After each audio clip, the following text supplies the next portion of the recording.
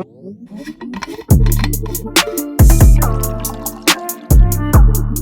time. Game time. Happy Wednesday, everybody. Dr. Muse here with Dr. Ohm for another clinical coffee chat. And today's topic is going to reflect a conversation that Dr. Ohm had with a patient this week. So we thought this would be a good platform for us to dive into a little bit more. And this, before we really get into the topic, something that we want to announce is what's coming up in the new year in January. Yeah, for sure. So on January 3rd, we're hosting our first, what do we call this? No, hold on. I'll get you. So on January 3rd, yes, I'm going to do a lecture on the 4 pillars of health that will kind of cover the 4 major areas that sort of build, into what is a healthy lifestyle. Community lecture series. Community lecture series. That's what I was looking for. That's going to be at the Dublin Library in the basement, one of their awesome lecture halls. That's, anyone can come, bring a friend. It's going to be 5:30 to 6:30. We'll have time to answer some questions. The goal there is to get you guys maybe interested in another area of health or fitness that you might not have been aware of before, so you can kind of focus on that. So hopefully 2023 you get a little bit healthier, a little bit more fit. Yep. And then we're going to do a movement challenge associated with that. So we'll let you sort of follow later on maybe on the details of that. But that lecture, again, 5:30 on Tuesday, January 3rd. That'll be 1 hour, and then we'll hopefully motivate some people. Yeah, and motivate ourselves too. That's right. We will use a little bit of that. We will be part of the challenge as well. But today's topic actually ties into that, and what it came from is I had a conversation with one of my favorite patients yesterday, shall remain nameless. You know who you are. But she's basically someone that had a knee replacement, and she had some back pain, but she's super motivated and super awesome and wants to be healthy and wants to be fit. And so we had treated her, and then we were actually using her exercise as part of her rehab. So we've talked about this a lot before, where you have sort of the rehab part of the healing process, so to speak, but then there has to be a period where you're increasing the fitness or the capacity of the patient to be able to move and bend and twist correctly in a way that's not going to aggravate their knee, back, shoulder, or whatever it is that we're treating. She is doing a great job of actually doing this, but then she actually, she'd gotten sick and had to watch the grandkids for a little bit, didn't get into the gym, and so she sort of jumped back in a little bit too quickly and sort of re-aggravated. So the conversation was, and will be today, about how do you know that you're working hard enough or that you're working too hard? Right. Yeah, so I gave her some parameters here, and this conversation was specifically targeted at strength training. So she does a good job of getting into the gym a couple days a week and actually doing some strength training, which we think is highly valuable. I think it's one of the best forms of exercise that you can get out there. And she was going in and she was doing 3 sets, and the rep scheme might have changed, and she was increasing the weight, which both of those are totally fine. And I suggested that she should actually do 5 sets instead of 3, because most of the time, actually, you're an ATC. So what is it? 3 sets of 10? Is that? I take strong offense that you're using that as a example. But yeah, 3 sets of 10 would be aware of the stereotypical rehab 3 process. sets of 10 would be the typical programming that we would give for rehabilitative exercises. Yeah, so that's a lot of times that's what patients are doing or people are doing when they go to the gym. They're just doing 3 sets because that's kind of the norm, so to speak. What I don't like about the 3 sets is it gives you less time to accurately dose the exercise. What I mean by dose is it's enough of a load on the body to stimulate an adaptation so that you actually get more fit or you maintain your fitness. Yeah. So if you're really trying to stay fit and you only have 3 exercises, let's say that we'll keep it simple. There's like basically 3 ranges that you can hit. You can either under-stimulate yourself, underload yourself so that you don't actually produce the desired adaptation. You can, of course, get right in the middle where you want, you get just enough stimulation to get the desired adaptation without getting hurt. And then the one that we're all trying to avoid is you overshoot it, you overstimulate, and that's where you can actually get injured. If you only have 3 sets, then that's pretty challenging to sort of hit that bullseye. If you have 5, now you're taking these smaller incremental steps, so you're able to sort of read your body a little bit better and say, okay, could I do 8 more reps at this same weight, or could I do the same amount of reps with a little bit more weight? because you have more time to do that. Yeah.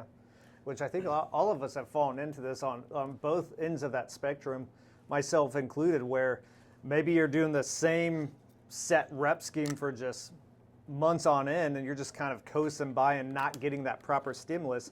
Or on the opposite end of that, I've been here too, where I just train the hell out of myself and then eventually stuff breaks down because you're exceeding those capacities that you're going for. So like you said, we're trying to find that sweet spot in the middle. Yeah, so the rule that I gave her was, or the first suggestion was, as I just said, you want to do 5 sets instead of 3 sets, okay? That gives you a little bit more time, so it's a little bit easier to be accurate with the dosing. But then you also, if you are someone that's just trying to sort of be fit and healthy, you're not training for a sport or something like that, you really want to always leave 1 set, maybe 2 in the tank. So what I mean by that is if you get up and whether you're keeping the weight the same or you're building up, the weight throughout the sets, when you finish with the set for this one exercise, let's say you're doing 5 sets of 10, you want to think, okay, I definitely could get 1 more set, but if I tried to do 2, that might be really challenging. And that's kind of where you want to end it. You don't want to end it where like there's no way I could get 1 more set. Now, for the athletes out there, you're thinking this is ridiculous. This guy's an idiot, which may or may not be true. But in this case, we're not talking about athletes, right? I'm not talking about someone that's training to try to go to the Olympic trials. Sure. I'll get the swipe in for you. So we're not talking about that. We're talking about people that are using weight training to be, fit and healthy. If you were an athlete, then yeah, there are times where you have to push all the way to full exhaustion, where you could not do 1 more rep if you wanted to. That's valuable, that's important. But the closer you get to absolute fatigue, the more likely you are to actually get injured. So we want to try to avoid that. Right. And so it's good to have, 1 more set in the tank, maybe 2. The other thing is you shouldn't be failing reps. Yeah. Right. So I mean, then we're falling into the chance of injury and this overstimulation that we're talking about. So we kind of discussed this before, but at the end of the day, you got to have a feel for your own body, realizing when you're reaching that capacity of like, I probably have 1 more in the tank, definitely not 2. Like you said, that's a good stopping point. The moment we start pushing that threshold, well, then we're really taxing things like the musculoskeletal system, the nervous system, and putting ourselves in a situation where potential failure could result. So we need to be mindful of our own bodies, and that changes for each and every person. Yeah, and that's really sort of parsing out the difference between 2 paradigms of strength training. One, is called the absolute method. So you're basically going to do absolute strength. You're going after like the max effort or a max effort method, where your goal is over the 5 sets, you're going to find your absolute max, go as hard as you can, right? That is the thing that athletes do.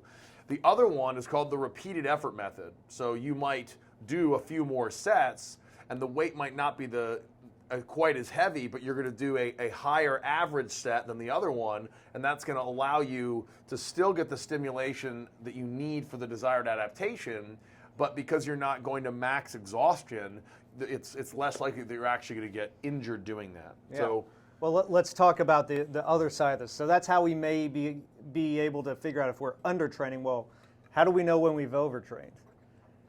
So I think we mentioned one of them. I think one could be you've experienced injury, which could happen, in lower reps or lower weights, sure.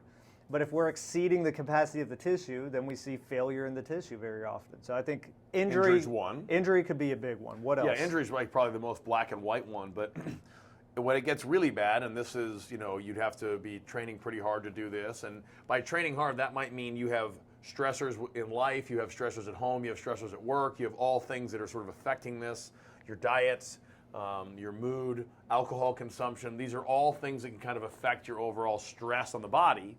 So if you start to overtrain, meaning you are working harder than your body can recover for, you might have trouble sleeping. So you might be able to fall asleep fast because you're exhausted, but then ironically, you sort of wake up later in the night because your body just sort of can't stay asleep. Mm-hmm. Sometimes you actually can't sleep. Sometimes you need copious amounts of sleep. Yep. You might actually lose, mood, motivation, sex drive. These are all things that can actually reduce if you're training way too hard. Yeah. And those are much more challenging to identify, and they're much more of a slower onset than the injury thing. But they're important to be aware of. Yeah, and the last thing somebody wants to say is like, I'm just working out too hard, I should stop, or I should rest. Because a lot of these things you may just think like, I'm just extra tired today. Well, when it's days on end or weeks on end and you're just still, you're overtraining. Time to pull back some. And even though people think of pulling back as almost like a weakness and now you're going to lose some of these gains that you're making, in the long run, the recovery period is almost more important than the training itself. If we're not properly recovering, which is 100% true, and is math that still to this day, to the athlete in me, does not make any sense. Yes. But it is absolutely true, and I make myself take recovery weeks when necessary. But just to kind of close the loop on the whole thing here, if we go all the way down the rabbit hole of overtraining, we want you guys, if you're using strength training for health and fitness, we want you to sort of bias yourself towards the repeated effort method. So instead of doing maximum effort at the end, or instead of doing only 3 sets, you're going to do more sets. You might even keep the weight the same. So after the first couple sets, find a weight that's going to get challenging after 2 or 3 sets. And just stay with the same one, and make sure that when you're done with those exercises for that one movement, you've got 1 more in the tank, maybe 2. If you can guarantee that you can get 2, you probably need to do another set to get a little bit closer to that fatigue point, so that you're stimulating your body enough that you get the adaptation that you're looking for, but not in a way that's going to sort of overtrain you eventually or even cause an injury. Perfect.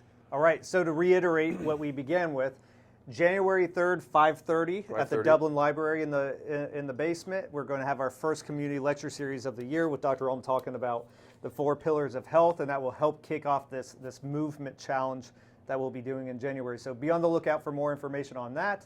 As always, if you have questions, reach out to us. Check out the YouTube channel. And then other than that, have a good Wednesday. Happy Wednesday, guys.